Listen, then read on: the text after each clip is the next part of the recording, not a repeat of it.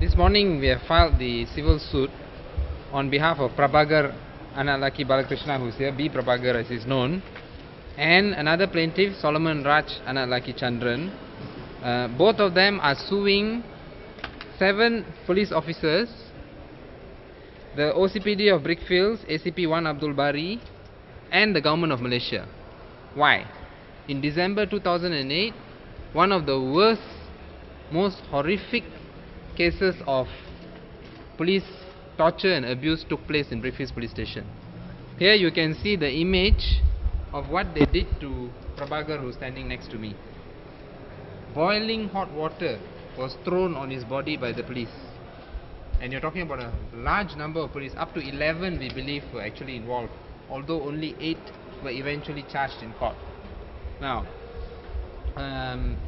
the other plaintiff, Solomon, was also tortured with hot water. As you can see, the skin had all peeled off because of the hot water torture. Now, again, initially the police refused to do anything about the case, refused to take action. After activists, people like like Kapar MP, Manika Vasagam and all pushed the case, then only did the police eventually take up action against the police officers because of public pressure. Okay? Now, today he has brought the civil suit not just in order to get damages, but so that he has always, Prabhagar has always maintained, to ensure that this sort of thing doesn't happen to other persons who are arrested by the police. We are suing not just for damages. We want to make sure that there's a clear lesson to the authorities. Stop the torture, reform the police force.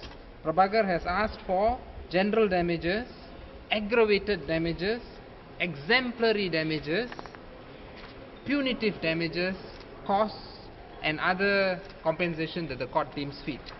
The details of the beatings can be found in the statement of claim itself. They were also beaten with rubber hoses at the soles of their feet, which is a favorite type of torture practiced by our police force, beating with rubber hoses. Now, worst of all, the Prabhagar was actually,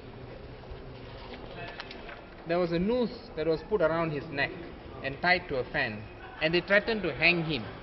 This also happened. Can you imagine the fear that he was in? Okay, so apart from the hot water, these were the other types of tortures that were practiced on these 2 individuals. Some, I think 7 police officers were charged because of the public pressure. I understand that 5 were acquitted, 2 have had their defences called. So in KL Court, yes. Sessions Court, KL Sessions Court. Now, again we see that despite the fact that so many police officers were involved, only 2 have had their defense called, which raises questions about the police investigation process and the prosecution quality. Now, I want to add one more thing before I hand over to Kapa MP and also the Lawyers for Liberty representatives, Latifa Koya and Afiq. Even recently, a High Court judge in a high-profile case came out when the accused said that he was tortured and abused by the police officers. The High Court judge in the high-profile case came out and said, look, I think it was the police who were working very hard, working after hours and all that. Now, this is the attitude that is causing that is allowing the police to go on a frolic of their own and to torture and beat suspects as they wish. Because when the complaints are brought, the judiciary doesn't seem to be interested. They always think that the police are not capable of abusing their powers. Similarly, when we bring the complaint to the police,